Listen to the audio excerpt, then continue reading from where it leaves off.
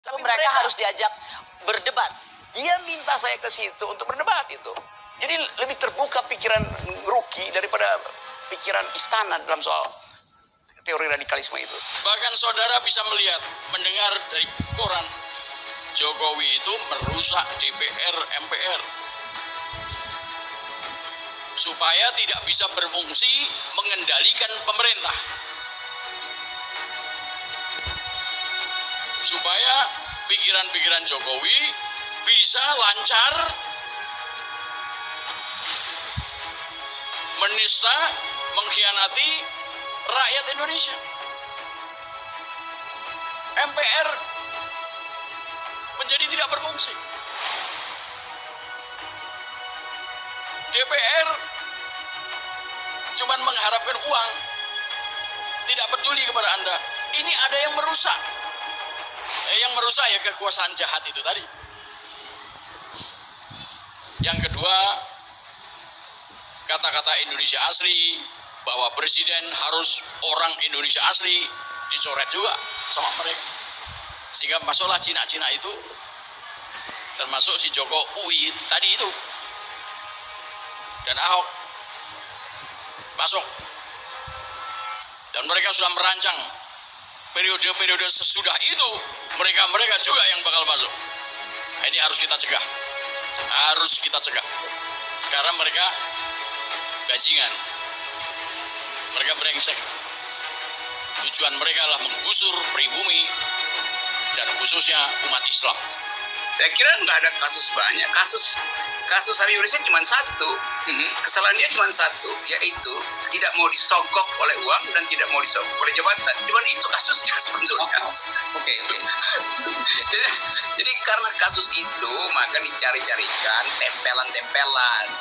Karena itu sebetulnya kalau kita baca dari awal, kan kita mudah bikin algoritma dari bahasa pemerintah, bahasa Presiden Jokowi yang kadang-kala cuma dengan bahasa tubuh dengan satu isyarat mengaktifkan seluruh aparatnya untuk memusuhi Habib Rizik. Ya, sebetulnya ini Habib Rizik dijadikan musuh bersama. Jadi ini sebetulnya tuh, dan tentu potensial Habib Rizik untuk memimpin oposisi karena memang nggak ada oposisi kan. Jadi pengertian lama tentang dukungan dana, penggalangan massa itu kan cara berpikir Orde Baru zaman dulu. Si kepolisian. Yang kedua, yang ingin saya sampaikan di sini, bahwa pada saat kejadian, tidak ada satupun di antara kami, baik saya dan keluarga, maupun seluruh laskar pengawal yang begitu setia, yang mengira kalau yang melakukan pengejaran, mepet, mengganggu adalah dari kepolisian. Sama sekali kami tidak pernah menduga, kami tidak pernah mengira, apalagi kami menuduh. Yang kami tahu, mereka adalah orang-orang jahat yang ingin mencelakakan kami. Kami akan menempuh jalur hukum secara terus. Kami akan kejar siapapun yang terlibat dalam pembantian. Kami tidak akan biarkan mereka tidur tenang. Sampai mereka lari berobat semua.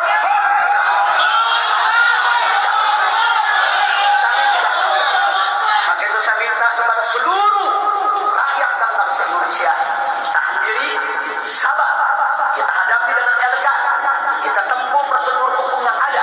Karena kalau prosedur hukum ini ditempuh dengan baik, insya Allah semua akan terbongkar. Siapa yang melakukan pembantaian di medan lapangan, sampai siapa yang menjadi otak saudara yang mengatur ini semua akan terungkap. Dia Tempo mengaku mendapat bocoran dari petinggi-petinggi negara bahwa sebenarnya pembubaran FPI itu adalah betul-betul kemauan pribadi dari Presiden Jokowi.